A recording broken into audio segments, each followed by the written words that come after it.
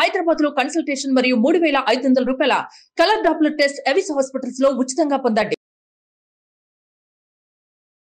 ఎక్కడికి వెళ్దామన్నా రానంటది, సినిమాకి వెళ్దామంటే రానంటది, సరే వీకెండ్ వస్తే ఫ్రెండ్స్ తో కలిసి ఇలా కార్లో అవుటింగ్ వెళ్దామంటే రానంటది.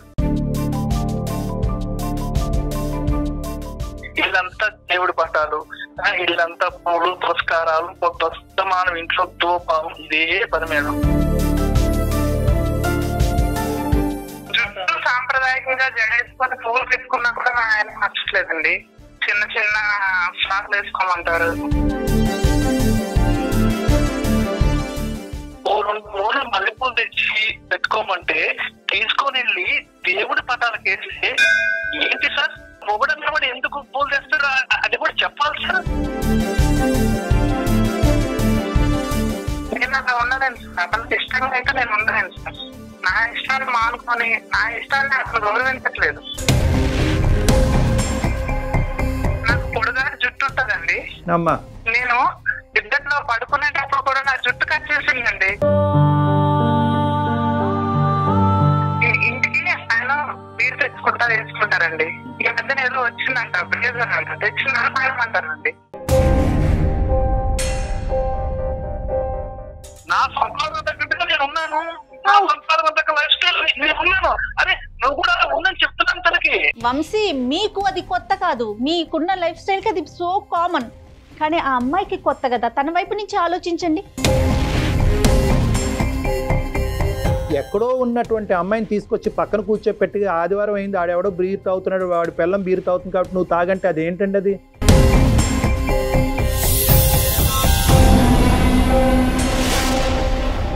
నమస్తే కళ్యాణ్ గారు. నమస్తే జగర్.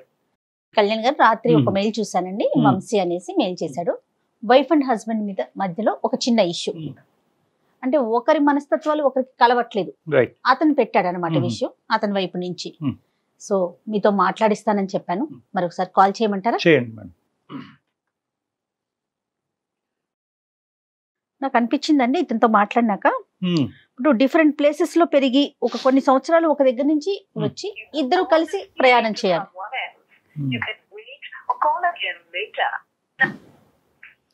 హలో వంశీ గారండి, నేను సుమన్ టీవీ అందమైన జీవితం ప్రోగ్రామ్ నుంచి కాల్ చేస్తున్నానండి. నాతో పాటు డాక్టర్ కళ్యాణ్ చక్రవర్తి గారు కూడా ఉన్నారు, ఒకసారి డాక్టర్ గారితో మాట్లాడండి. వంశీ, హలో అండి. చెప్పండి. నమస్తే. నమస్తే వంశీ, చెప్పండి ఏంటి ప్రాబ్లం ఏంటి వంశీ? అంటే నేను హైదరాబాద్ లో ఉంటాను సార్, నేను సాఫ్ట్వేర్ జాబ్ చేస్తుంటాను, నెలకు ₹1,00,000 శాలరీ. సో అంటే నేను చిన్నప్పటి నుంచి నా లైఫ్ ఎలా ఉండాలనుకున్నానో సో ఇప్పటి వరకు అంతా అలానే సాగింది. సో అంటే నా లైఫ్ స్టైల్ ఎలా ఉండాలనుకున్నానో సో కంప్లీట్ గా అవన్నీ నేను అనుకునేది జరిగాయి. Very good. బట్ ఎంత శాలరీ వస్తున్నా సరే, బట్ ఎందుకో ఎక్కడో జీవితంలో ఎక్కడో ఒక అసంతృప్తి సార్. అది ఎవరితో చెప్పుకుంటే తీరుతుంది అనేది అది నాకు అర్థం కాదు సార్. అంటే అంటే బయట నాకున్న లైఫ్ స్టైల్ కి అండ్ నాకు వచ్చే శాలరీకి ఇంటికి వచ్చాక నేను చూసే లైఫ్ స్టైల్, ఇంటికి వచ్చాక నా ఇంట్లో పరిస్థితులు ఎక్కడ ఒకదానికి ఒకటి ఎక్కడ సంబంధం లేదు సార్ అసలు. ఎందుకంటే నేను బయట నా కొలీగ్స్ లో ఉన్నప్పుడు, ఆఫీస్ లో ఉన్నప్పుడు ఎంత హ్యాపీగా ఉంటానో, ఇంటికి వచ్చాక హ్యాపీనెస్ అంతా పోతుంది. అసలు ఆఫీస్ నుంచి సాయంత్రం ఇంటికి రావాలంటేనే నాకు పరమ చిరాగ్గా ఉంది సార్. ఏంటండి అసలు రీజన్ ఏంటి? ఏంటో మేడం, మా వైఫ్ ఇంకా ఏదో 1960s, 90s, 70s భార్యలాగా ప్రవర్తిస్తుంటే అది నేను డైజెస్ట్ చేసుకోలేకపోతున్నాను మేడం. అంటే ఎట్లా అండి, ఏ విధంగా? ఫర్ ఎగ్జాంపుల్ అంటే మేడం ఇప్పుడు రెగ్యులర్ గా నాకు ఫ్రెండ్స్ తో వీకెండ్ పార్టీస్ ఉంటాయి. ఓకే.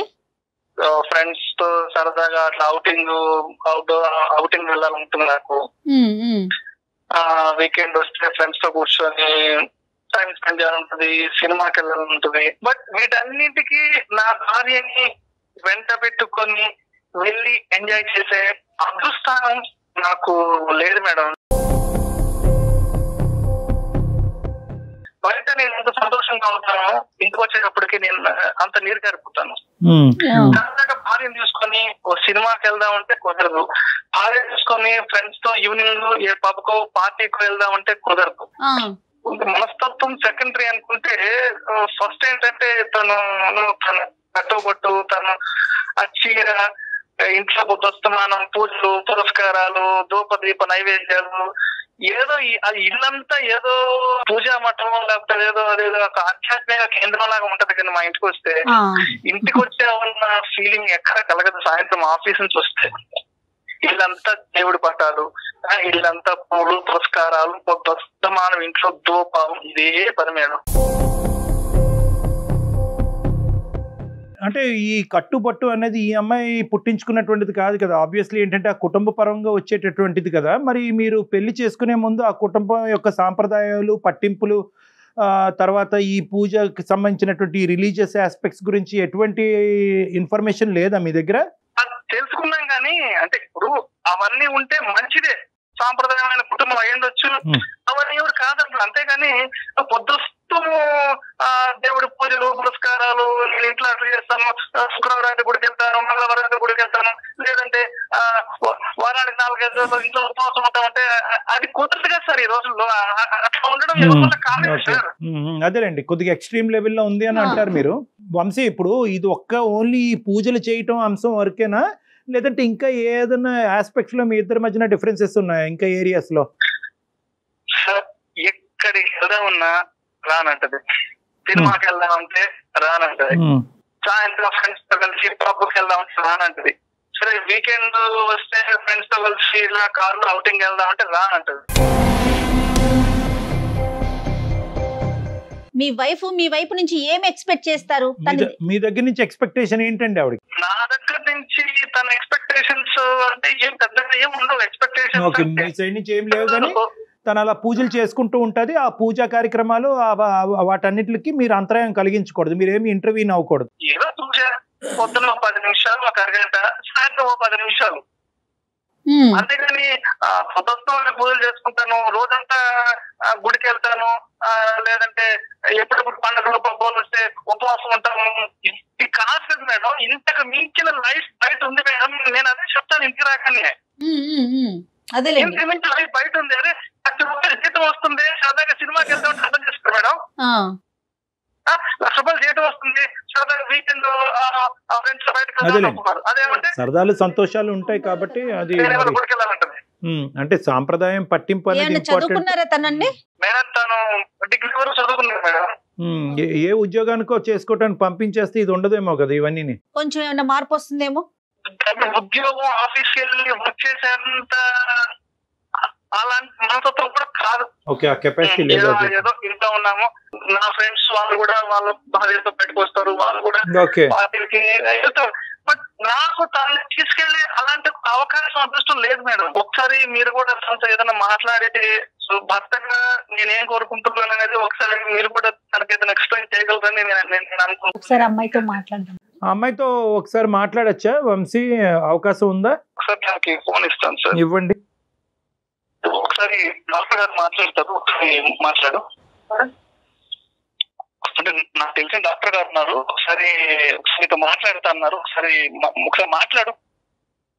దేనికోసం అండి మాట్లాడాలి? ఒకసారి మాట్లాడు. హలో, నమస్తే అమ్మా. లక్ష్మి గారు నమస్తే అండి. ఎవరండి? మేము సుమన్ టీవీ అందమైన జీవితం అనే ప్రోగ్రామ్ నుంచి కాల్ చేస్తున్నామండి. మన డాక్టర్ కళ్యాణ్ చక్రవర్తి గారు ఉన్నారు, సైకాలజిస్ట్ డాక్టర్. సరే మేడం. ఏం లేదండి, వంశీ గారు ఇప్పుడే జస్ట్ మాతో మాట్లాడారు. ఆయన ఒక చిన్న ప్రాబ్లమ్ ని ఫేస్ చేస్తున్నారు, అది మా ముందు పెట్టారు. పెద్ద కంప్లైంట్ కాదమ్మా, బహుశా ఏంటంటే చాలా ఇళ్లలో అది కంప్లైంట్ కాకపోయి ఉండొచ్చు, కానీ అతనికి ఏంటంటే మీ యొక్క సాంప్రదాయం, మీ పట్టింపులు కానీ, మీ పూజా పునస్కారాలు కానీ అతనికి అర్థం కావట్లేదు. అతను ఏమనుకుంటున్నాడంటే ఏదన్నా ఉండొచ్చు కానీ కొద్ది లిమిట్లో ఉండాలి, ఇది విపరీతంగా అనిపిస్తుంది, ఇంకో సంతోషం సుఖం లేకుండా అయిపోతుంది, ఆవిడ ఇష్టం ప్రకారమే ఆవిడ పూజలు పునస్కారాలు చేసుకుంటుంది, నాకు ఇష్టమైనటువంటిది ఆవిడ ఏమీ చేయట్లేదు, బయటకు రావట్లేదు, ఇలాంటివి ఏవేవో చెప్తున్నారు అతను. ఇది మా వరకు అయితే కనుక మేము చూసేటటువంటి విపరీతమైన కేసులతో పోల్చుకుంటే ఇది పెద్ద ఇష్యూ కాదు. ఇదేంటంటే కొద్దిగా అడ్జస్ట్మెంట్కి సంబంధించినటువంటి ఇష్యూ.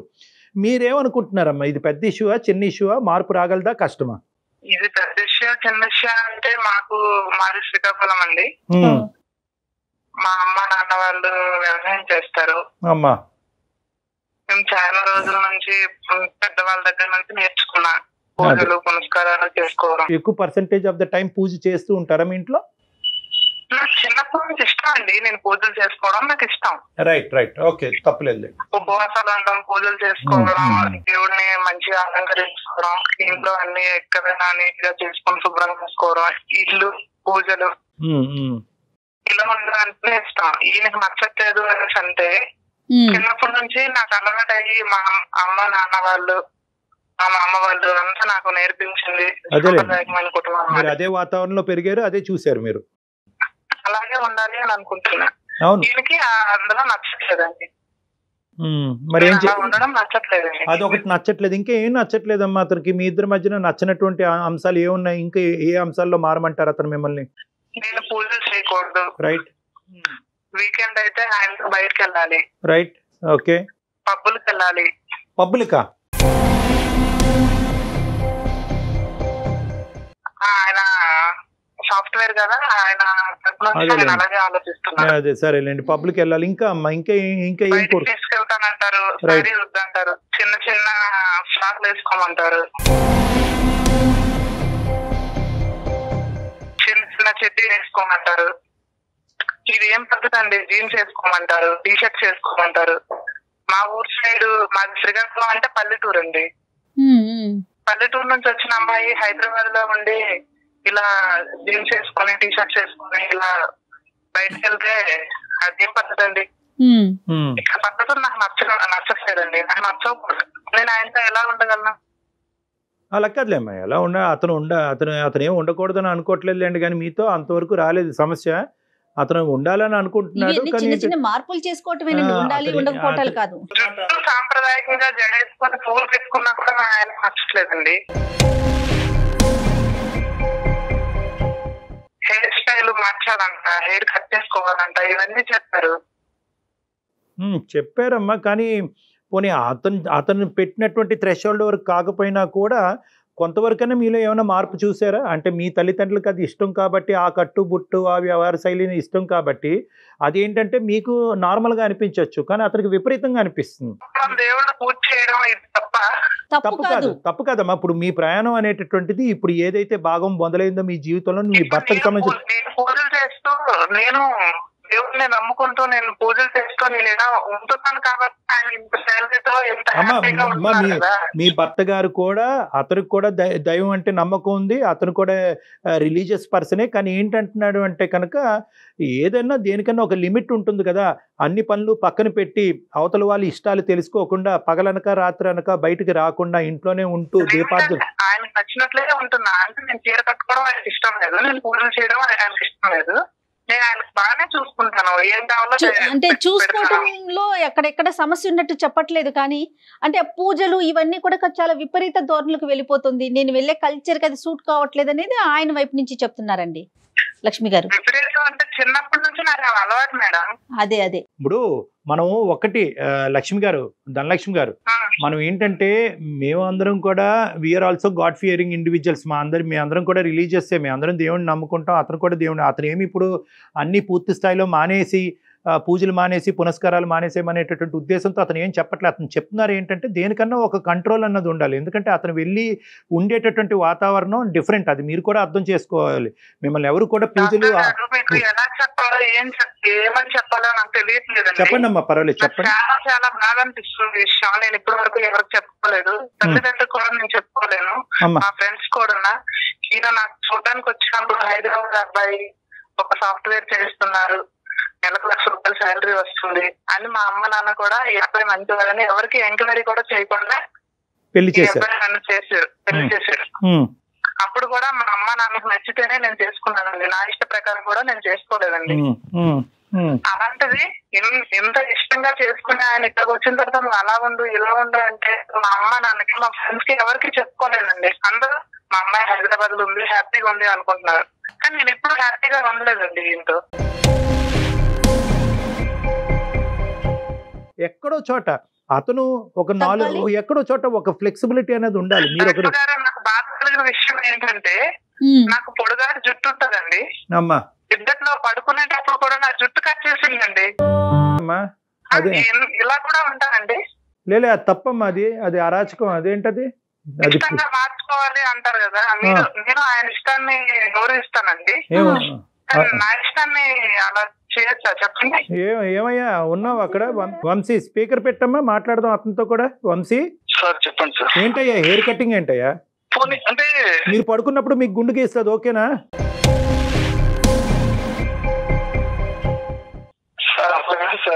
మరి ఇప్పుడు వరకు నువ్వు చెప్పింది ఒక ఎత్తు, ఇప్పుడు ఆవిడ చెప్పింది అది that is called as harassment. అది ఒక ఆడపిల్లకి జుట్టు అనేటటువంటిది ఎంత ఇంపార్టెన్స్ ఇస్తారో అది మీకు తెలియదా? ఆవిడ జుట్టు కట్ చేయటం ఏంటండి?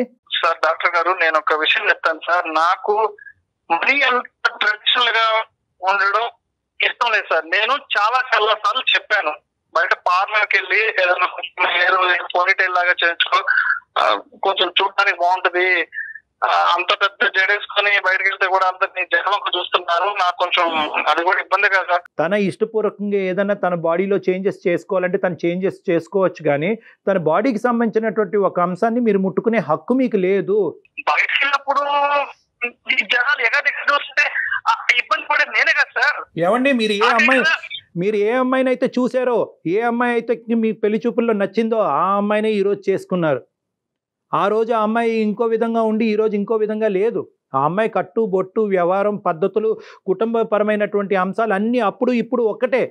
ఇప్పుడు అదేమన్నా మీరు రిక్వెస్ట్తో కానీ ఒక మర్యాదపూర్వకంగా కానీ మార్చుకునేటటువంటి ప్రయత్నం చేయండి, కానీ జబర్దస్త్ చేసి జుట్లు కట్ చేసి హెరాస్ చేసేటటువంటి పద్ధతులు మార్గాలు కరెక్ట్ కాదు. ఆ అమ్మాయికి బహుశా ఈ సబ్జెక్ట్ అర్థం కావట్లేదు. అర్థమయ్యే విధంగా మనం చెప్దాం, అది వేరే విషయం. కానీ మీరు ఎక్కడ ఇప్పుడు ఏంటంటే ఇప్పుడు ఆ అమ్మాయిని ఇప్పుడు ఏమంటుంది, ఇప్పుడు సింపుల్గా అన్ని మాటలు చెప్పి ఆఖరికి మా ఆయన నా జుట్టు కట్ చేసే పరిస్థితి వరకు వెళ్ళిపోయాడు అంటే కనుక that is equal to harassment, అది టార్చర్. అది ఒక చిన్న సబ్జెక్ట్ని మీరు ఇంకో లెవెల్ సబ్జెక్ట్ పట్టుకెళ్ళిపోయారు. అది డిఫరెంట్ స్టోరీ, అది ఇప్పుడు అమ్మాయితో మాట్లాడదాం. కానీ ఈ ఒక్క అంశాన్ని మేము ఖండిస్తున్నాం, మిగతాది అమ్మాయితో మాట్లాడదాం. ఒకసారి అమ్మాయికి ఫోన్ ఇవ్వండి. హలో, ఇప్పుడు చూడమ్మా, నిన్నేమి నువ్వు చేసేటటువంటి దాన్ని ఏది తప్పు పట్టట్లేదు. We are all requesting for only one thing, modification. పరిస్థితులకు అనుగుణంగా మాడిఫై అవ్వటం. మీ తల్లిదండ్రులకి ఆ పద్ధతి నచ్చితే కనుక, ఈరోజు నీ భర్తకు నచ్చకపోతే కనుక నువ్వు ఇప్పుడు రెస్ట్ ఆఫ్ యువర్ లైఫ్ ప్రయాణం చేయవలసినటువంటి వ్యక్తి నీ భర్త. కాబట్టి మీ భర్తకు అనుగుణంగా మాడిఫై అవటం అనేటటువంటిది అది పురాణాల్లో రాసింది, గ్రంథాల్లో రాసింది, అన్నిట్లో ఉంది. ఏ దేవుడికైతే నువ్వు పూజిస్తున్నావో ఆ పూజ అన్నిటిలో కూడా ఇదే ఉంది. అంటే భర్తకు అనుగుణంగా మారాలి, భర్తకు నచ్చే విధంగా మలుచుకోవాలి అనేటటువంటిది అని చెప్పి నువ్వు పూజలు ఆపేసి నువ్వు ఏదంటే కంప్లీట్ గా ఎథిస్ట్ లాగా అయిపోవమ్మా అని మేము చెప్పట్లేదు. అల్ట్రా మోడర్న్ గా అవ్వక్కర్లేదండి, కానీ మోడర్న్ గా ఉండటానికి ట్రై చేయొచ్చు. అది ఆలోచించండి ధనలక్ష్మి. ఏమంటారంటే బయటకు వెళ్దాము, సినిమాకి వెళ్దాం అంటారు, డ్రెస్ వేసుకొని బండి మీద కూర్చో, రెండు వైపులు కాలు వేసుకొని కూర్చోమంటారు. నేను భార్యను కదండి, ఒక సైడ్ కూర్చుంటే ఏమవుతుందండి?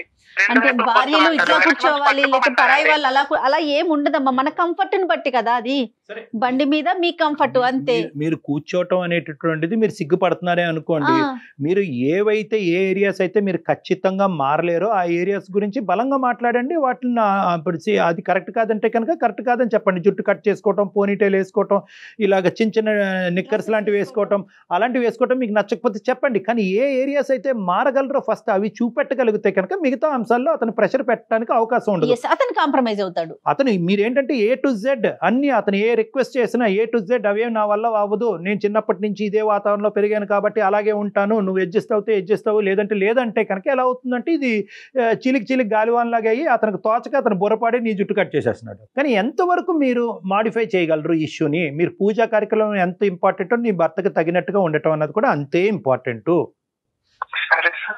సరే కదమ్మా, ఈ పూజ అనే కార్యక్రమానికి ఒక డ్యూరేషన్ పెట్టుకోండి. ఏ డ్రెస్ మీరు కాంప్రమైజ్ అయ్యి వేసుకోగలరు, ఇష్టపూర్వకంగానే, బలవంతంగా కాదు, ఏ డ్రెస్ వేసుకోగలరు, ఎటువంటి కట్టుబొట్టు మార్చుకోగలరు, మీరిద్దరు కూర్చొని మాట్లాడుకోండి. ఇవన్నీ మేము చెప్పడానికి బాగుండదు. ఇంటికి ఆయన బీర్ వేసుకుంటారండి. ఈ మధ్యన ఏదో వచ్చిందంట, బ్రేజర్ అంట, తెచ్చిందంటారండి.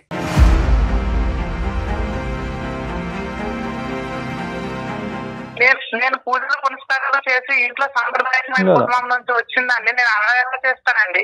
అంత అందంగా కనిపించిన ఆయన నన్ను పట్టించుకోరండి. ఆయనకి ఇప్పుడున్న ట్రెండ్ లో హైదరాబాద్ అమ్మాయిలా నేను అందం అనేటటువంటిది మనసులో ఉండాలి, బట్టల్లోని దీంట్లో కాదు. నేను ఉండే ట్రెడిషనల్ గా సారీ కట్టుకుని నేను నా ఇష్టంగా రెడీ అయితే ఆయనకొద్దు, నేను నన్ను తీసుకెళ్ళాడు సార్. ఆయనకు నచ్చినట్లు రెడీ అయితే నన్ను తీసుకెళ్తాడు సార్. అదే అతనికి తగ్గట్టుగా రావాలి. మరి అలాగే ఏం చేద్దాం చెప్పండి ఇప్పుడు? సమస్యకి ఏంటి పరిష్కారం? నేను అలా ఉండలేను సార్. అతనికి ఇష్టంగా అయితే నేను ఉండలేను సార్. నా ఇష్టాన్ని మానుకొని నా ఇష్టాన్ని అతను గౌరవించట్లేదు.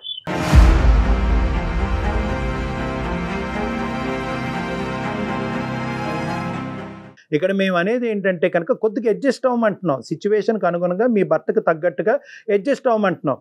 నీ భర్త కోరుకుంటున్నాడు అది, అతని హ్యాపీనెస్ గురించి మిమ్మల్ని ఒక కొద్దిగా అడ్జస్ట్ అయ్యి కొద్దిగా చేంజ్ అవ్వమంటున్నాం. పూజ చేసుకోండి, కానీ దానికి ఒక టైం లిమిట్ పెట్టుకోండి. మీరు ఫస్ట్ మారుతాను ఓకే సార్ అని మీరు అంటే కనుక మాట మీ వైపు నుంచి వస్తే నెక్స్ట్ వంశీ గారితో మాట్లాడదాం. మీ యొక్క ఆలోచన వెరీ గుడ్. 100% వంశీ గారికి ఇవ్వండి, వంశీ గారికి ఇవ్వండి. ఇప్పుడు మైక్రోస్కోపిక్ గా ఎవరు ఎంత మారుతారన్నది మీరిద్దరు చూసుకోండి. అదంతా మేము చెప్పలేము. బాబు ఈ రోజు నుంచి జీన్స్ అంట, రేపటి నుంచి శారీ అంట, ఇవన్నీ మేము చెప్పం. మేము చెప్పడానికి అసహ్యంగా ఉంటుంది. అది మీరిద్దరు చూసుకోండి. మాట్లాడుకోవాల్సిన ఇంపార్టెంట్ ఏంటంటే ఫస్ట్ ఆఫ్ ఆల్ మీరిద్దరులో ఇద్దరు కూడా కొన్ని అడుగులు కాంప్రమైజ్ అవ్వాలి. వంశీ గారు కొన్ని విపరీతంగా ఉన్నాయి సార్ మీ డిమాండ్స్. కొన్ని మాత్రం కొన్ని ఓకేగా ఉన్నాయి కానీ పర్వాలేదు అన్నట్టుగా ఉన్నాయి కానీ ఏదైనా కూడా ఆ అమ్మాయికి ఇష్టం అవుతే కనుక, ఆ అమ్మాయికి నచ్చితేనే కనుక మీరు ఏదైనా చేయవలసినటువంటి అవసరం ఉంటుంది.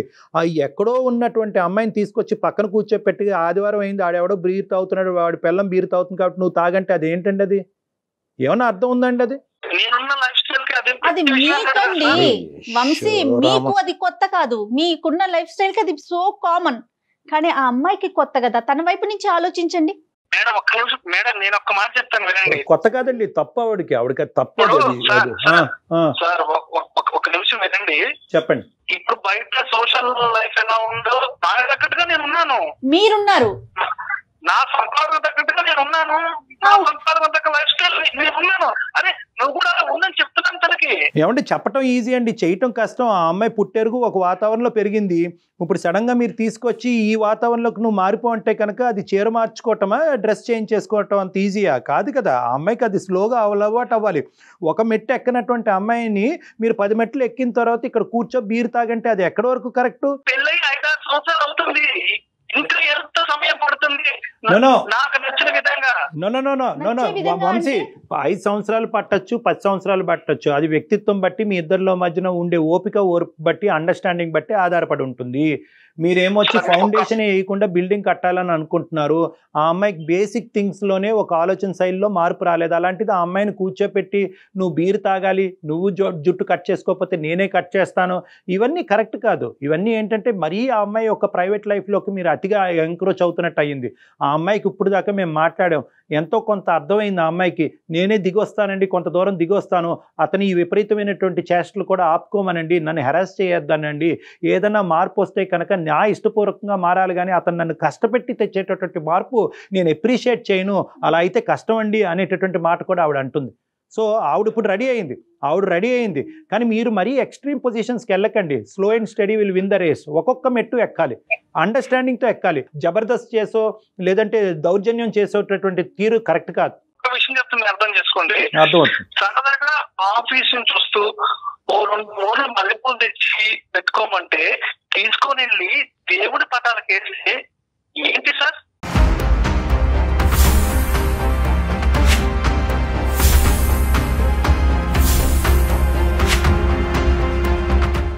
ఏదో సరదాగా సాయంకాలం సరదాగా కొంత టైం స్పెండ్ చేద్దాం తీసుకొని ఏదో చేస్తే తీసుకెళ్లి ఆ పూలు తీసుకెళ్లి ఆ దేవుడి పటాలు పెట్టడం సార్. అది అంటే మొగుడన్నా కూడా ఎందుకు పూలు తెస్తాడు అది కూడా చెప్పాలి సార్.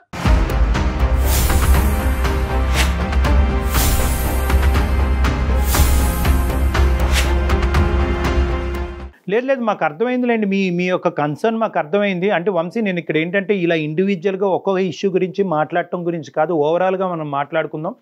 బహుశా ఇటువంటి భార్యల గురించి చాలామంది భర్తలు చాలా హ్యాపీగా ఫీల్ అవుతున్నారు. అంటే నా దగ్గరికి వచ్చేటటువంటి కేసెస్ గురించి కూడా నేను చెప్తున్నాను. ఏమండి, సమాజం అంతా ఈ విధంగా ఉన్నా కూడా నా భార్య ఇప్పటికీ కూడా సాంప్రదాయం పట్టింపు కల్చర్ని కాపాడుకుంటుందండి, పిల్లలు కూడా అదే సాంప్రదాయం నేర్పిస్తుందని చెప్పేటటువంటి గొప్పగా చెప్పేటటువంటి భర్తలు ఎంతోమంది నా దగ్గరికి వస్తూ ఉంటారు. ఎటొచ్చి ఏంటంటే ఇక్కడ మిస్ మ్యాచ్. మీ యొక్క థీరీ ఆవిడ యొక్క థీరీ డిఫరెంట్గా ఉండటం వల్ల ఈరోజు ఆవిడని మారండి అని రిక్వెస్ట్ చేయటం. నేను ఒకటే చెప్తున్నాను, పూలు దేవుడికి వేసిందా తల్లో పెట్టుకుందా అనే సబ్జెక్ట్స్ గురించి మనం మాట్లాడుకోవద్దు. ఇక్కడ ఏంటంటే అడ్జస్ట్మెంట్ అండ్ కాంప్రమైజ్. మీరు అడ్జస్ట్ అవ్వండి, ఫోర్స్ చేయొద్దు. ఆవిడ అడ్జస్ట్ అవ్వడానికి రెడీగా ఉంది. మీరు ఏంటంటే వేరే వాళ్ళతో దయచేసి మీ కుటుంబాన్ని కంపేర్ చేయొద్దు. ఇక్కడ కొన్ని అడ్వాంటేజెస్ కూడా ఉన్నాయి, ఆ అడ్వాంటేజెస్ వైపు మీరు చూడట్లేదు. ఇక్కడ ఏవో ఒక డిసడ్వాంటేజ్ కనిపిస్తుంది, వాళ్ళు ఎవరో అలా తయారయ్యారు. ఇక్కడ ఈ అమ్మాయి ఒక మంచితనం చూడండి, ఆలోచన శైలి చూడండి, ఆ పద్ధతి వ్యవహారం చూడండి. సాంప్రదాయ వ్యవహారాలు కదా చూడాలి. దేవుడికి ఏమని పూజ చేసుకుంటుంది ఆవిడ? నా భర్త నేను ఎల్లకాలం సుఖ సంతోషాలతో బాగుండాలి దేవుడా అని కోరుకుంటుంది ఆవిడ. ఎటొచ్చి ఏంటంటే ఆ కోరుకునే విధానం పద్ధతిలో కొద్దిగా ఎక్స్ట్రీమ్స్ కనిపిస్తున్నాయి కాబట్టి ఈరోజు మీకు డిఫికల్టీ వస్తుంది. దయచేసి ఆ అమ్మాయిలో ఉండేటటువంటి గుడ్ క్వాలిటీస్ కూడా చూడండి.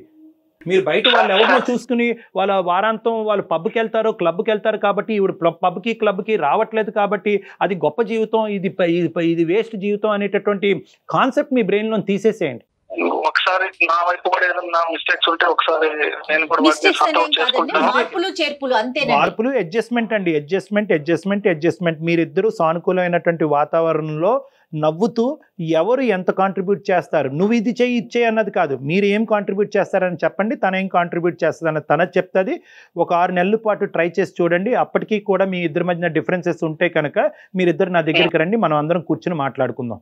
ఇది పెద్ద సమస్య కాదు, మనం అనుకుంటే చాలా చిన్న సమస్య. రైట్, హ్యాపీగా ఉండండి వంశీ గారు. లక్ష్మి గారు బాయ్ అమ్మా. బాయ్ అండి. లక్ష్మి బాయ్ అమ్మ, వంశీ బాయ్. Thank you. నమస్తే. నమస్తే. Thank you.